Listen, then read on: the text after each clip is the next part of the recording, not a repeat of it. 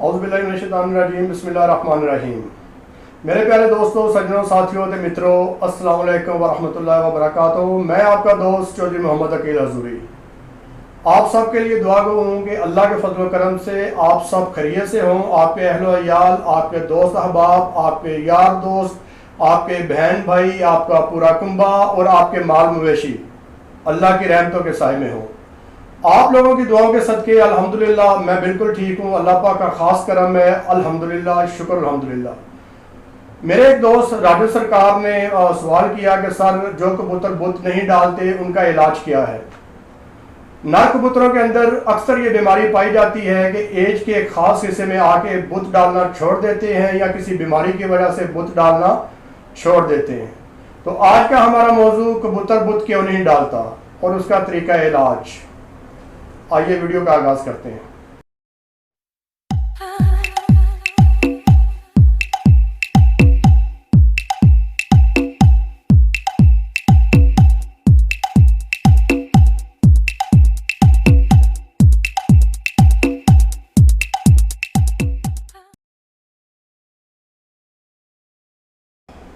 मेरे प्यारे दोस्तों, सज्जनों, साथियों ते मित्रों, जब हम किसी बहुत अच्छी नस्ल का कबूतर पालते हैं, बड़ी मोहब्बत बड़े शौक़ से पालते हैं, हमारा कबूतर बहुत खूबसूरत है, बहुत बड़ा परवाज़ी कबूतर है, उसने कई मैदानों में हमें फ़तह दिलवाई, लेकिन किसी वजह से अगर उसके वजूद के अंदर कोई बीमारी पैदा हो जाए या उसकी उम्र ज़्यादा हो जाए, कबूतर बुत डालना छोड़ देता है। इसका क्या तरीका इलाज है?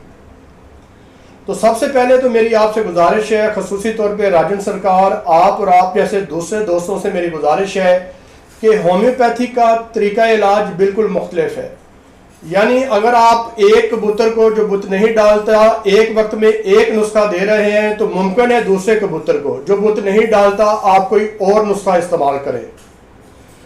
होम्योपैथिक तरीका इलाज ये है कि हम तमाम जानवरों का, तमाम जानदारों का, इंसानों का, परिंदों का, चरिंदों का इनफरादी तौर पर इलाज करते हैं।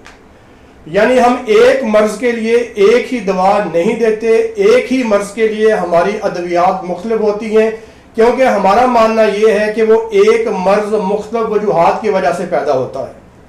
यानी फ़र्ज़ करें अगर आपके सर में दर्द है तो आप एलोपैथिक स्टोर पे जाएंगे तो वो सर दर्द की आपको पैनाडोल या पैरासीटामोल दे देगा, सिर्फ एक टेबलेट।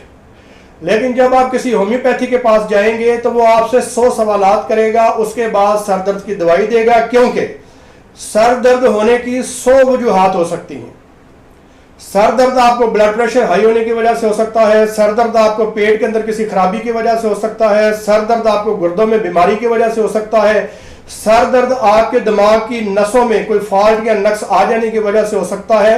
तो हर चीज़ का तरीका इलाज मुख्तलिफ है। इसलिए मेरी तमाम दोस्तों से गुजारिश है कि जब भी आप मुझसे अपने किसी जानवर की अद्वियात के बारे में पूछते हैं तो आपसे गुजारिश है कि जब भी आप कमेंट करते हैं तो उस बीमारी का नाम लेने के अलावा उस कबूतर या उस परिंदे या उस दरिंदे के अंदर पाई जाने वाली तमाम अलामात, जो मोटी मोटी अलामात आप नोट करते हैं, वो मुझे लाजमी बताया करें, ताकि मैं उन अलामात के मुताबिक आपको दवाई दूं। मकसद आपसे जान छुड़ाना नहीं, मकसद आपकी खिदमत करना है, मकसद आपके जानवरों को सेहतमंद करना है, मकसद आपको तकलीफ से निजात दिलाना है।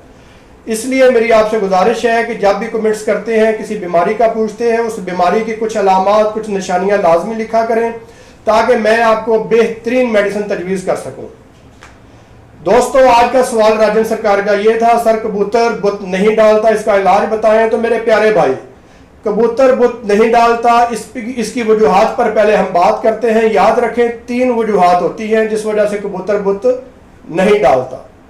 सबसे पहली वजह यह है कि आपके कबूतर की उम्र ज्यादा हो जाती है, एज ज्यादा हो जाती है, कबूतर कमजोर हो जाता है, आपने उसे प्रॉपर ग़िज़ा नहीं दी होती, उसके विटामिन, मिनरल्स और प्रोटीन का आपने ख्याल नहीं रखा होता, कबूतर बूढ़ा हो जाता है, बुत डालना छोड़ देता है। दूसरा दोस्तों, ऐसा कबूतर होता है जो पहले तो बुत डालता था लेकिन कुछ अरसे से उसने बुत डालना छोड़ दिया। उसकी वजह क्या थी? उसकी वजह यह होती है कि जब कबूतर बीमार होता है आप उससे मुख्तलिफ एलोपैथी की मेडिसिन इस्तेमाल करवाते हैं जो बहुत ख़तरनाक होती है। वो वक्ती तौर पर एक बीमारी को तो ख़त्म कर देती हैं, लेकिन آپ کے کبوتر کے وجود کے اندر 100 دوسری بیماریاں پیدا کر دیتے ہیں. تو کچھ بیماریوں کی وجہ سے، کچھ میڈیسنز کے سائیڈ افیکٹس کی وجہ سے کبوتر بت ڈالنا چھوڑ دیتے ہیں. اور تیسری وجہ دوستو یہ ہوتی ہے کہ کبوتر بچپن سے ہی اس کے اندر یہ کوالٹی نہیں ہے، بچپن سے ہی اللہ پاک نے اس کے اندر صلاحیت نہیں رکھی، کبوتر بت ڈالنے کے اہل نہیں.